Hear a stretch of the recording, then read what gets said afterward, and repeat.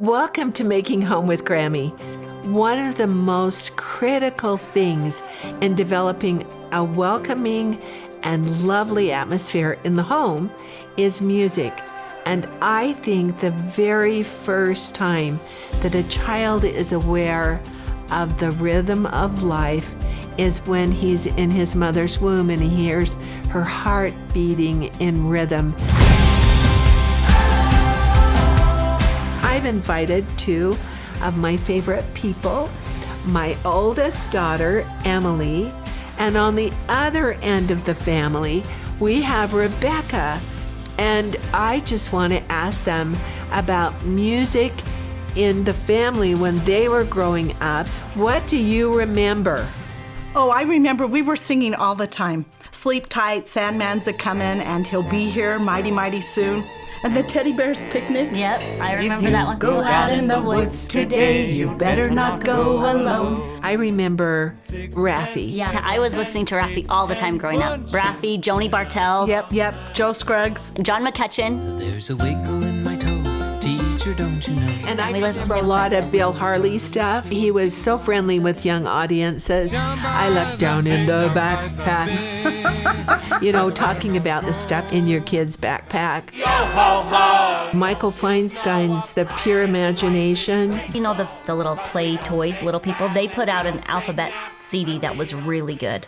Most of the ones I remember were the bath time music. And then bath time became their favorite part of the day. I would turn on the music and the kids would just come running. There's a in My tub, singing in the shower. Yeah. I mean, it was so fun. So what's so great is that we're the bookends of the family, but we know the same songs. Baby beluga, oh baby beluga. 1 bottle of pop, 2 bottle of pop, 3 bottle of pop, 4 bottle pop, 5 bottle of pop, 6 bottle of pop, 7 bottle of pop. I can't do that part very well, but I love that that's something fun that we had together. It's a connector. Yeah. Singing is a connector with Amy Jo. She put the alphabet to the Darth Vader song. Do you remember that? B, C, D, Yes, I forgot.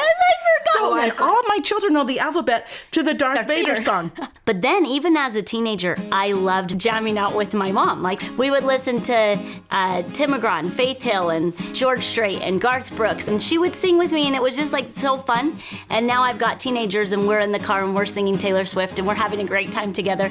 And it's just this way of like being together and enjoying a moment together, and music just keeps people really happy. Sing to your children. Dance with them. Move their arms and their legs when they're little. Dance around with them. Spin them upside down and around. This will build memories and connections for them. When I was young and I was just learning how to play the piano, if I was angry, I would go in and bang, bang, bang, bang, bang, bang, bang, bang, bang on that piano. And then pretty soon I was relaxing and enjoying the time. Have you ever used music in that way? I love to turn on music when I need just a little bit of motivation. I actually like, from the Snoopy show, I Feel Better When I'm Dancing. And the music and the rhythm just invigorate me. I have certain playlists that I'm like, oh, I don't want to clean the house, I don't want to do the dish, I don't want to do the laundry. I turn on that playlist, and then before you know, I'm singing, I'm having a great time. I'm not even thinking anymore about the work that I'm doing. When there's contention or something coming into the family, somebody's had a bad day and they're feeling pretty rough, turn that music up. Yes, when I would tuck in the kids at night, it's a Joni Bartell song. Yes. It's like, Mary dotes and dozy dotes and the lambsy divey. And I would tickle them to that song every night when I would tuck them in. So that's a memory that they have that they love. And I know that because the other night they were laughing like, oh, let's tuck dad in. And then they started tickling him and singing that song. And the whole family was just in fits.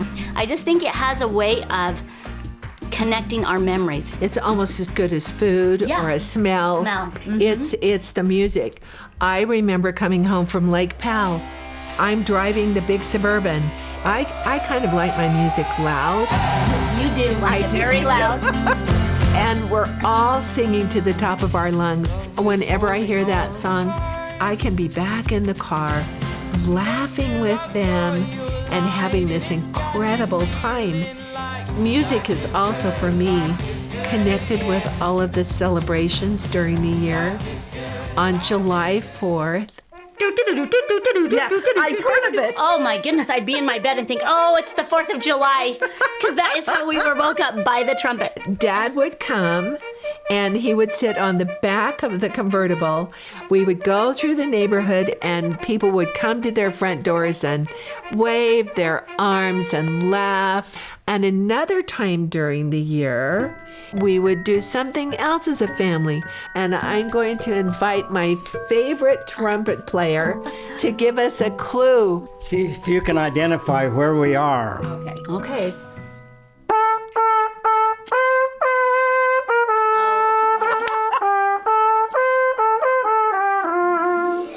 We're Christmas caroling. We would take the family out Christmas caroling, and it was just really a fun experience for us. It has brought real joy to our family. There's a more serious dimension to music too. When I was helping with carpooling, I had little 4-year-old Samuel, our grandson, sitting in the back seat, and he leaned forward and he said, "Gwemi, could we listen to Dvorak? I would like to listen to the Fourth movement." Okay. It's not something you hear every time from a 4-year-old. And with saying that, now I'm going to introduce my beautiful daughter-in-law, Elizabeth, who has brought music into her family in an incredible way. Elizabeth and Brigham's children, and they have 10 children, are accomplished musicians. Now, Emily, you and I know the pain of keeping somebody on the seat to do piano. How have you done that? So I think that one of the most important things to do is to find a time and a place that is regular and that's not in the middle of the day when they want to go out and play. So for us, it's part of getting ready. They get up, we eat breakfast, we read together, and then they practice. And it's not always very long, and that's not what matters. It's the regularity of doing something consistently. We all learn best in a positive environment. And so when they're young, it might be 10 minutes. As they get older, it gets longer. You practice as long as it's fun. We usually do Monday through Friday. When we practice in the morning, it's just part of getting ready. And it's before they've gotten into their game or their toy. And I'll say, okay, well, when you're done practicing, we're gonna go swimming. Or we're gonna do something fun that they can look forward to. Reward system is where it's at. And actually, it helps them do it faster. When did you generally try to start your children? Most of our children we've started when they were 3. It's so good for the brain. So you've got one side of the brain really going with mathematical stuff, and then you've got your creative artistic side, and they have to work together. It's one of the best brain exercises that there is, really. So the more we can instill skills in them at a younger age, the further along I feel like they can get before they really do get busy. Have you ever seen your children's talent give them an opportunity in a different way? We've got Devin. He would do orchestra. He would do the musicals at school. He played in the pit.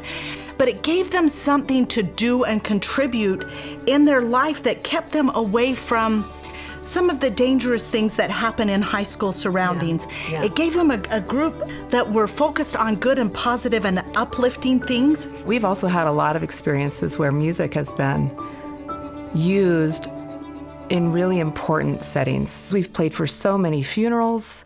I remember playing for the Olympics with John Williams conducting. Big life events. When you share the emotion of the event, you're sharing to the heart. But most importantly, I feel like it serves the Lord. Music and church is just, they go together. Music can be really sacred and really help us feel like we've gone back to heaven. My mother-in-law, who was very dear to us, passed away. But before she passed, she was very agitated. She was having a very difficult time. And Elizabeth came up with her viola, and as soon as she started to play, Grandma M calmed down. She was able to have some peace come to her because Elizabeth came and played. after our son Brian died, and we left him at the hospital, the song that kept going through my mind was one of the primary songs. For now all men may live again. Look upward to the light. And over and over and over, this song played. There is power in music. In the songs that we sing and we introduce to our children and our families, there's power in music. If I need to tap into the Lord's Spirit, if it's important for me, I turn on Handel's Messiah and I go to the Alleluia chorus. I had moved across the country. It was a hard time finding new friends, and I went to a concert, a Utah Symphony concert. But I remember feeling like the Lord knew what I was going through and that He understood. It was powerful, and it was a spiritual moment. I mean, to this day, I remember feeling comforted, and those kinds of experiences have happened over and over throughout my life.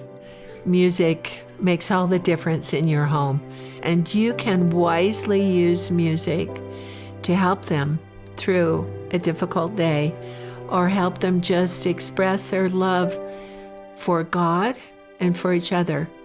And you need to remember always that we're crazy about you.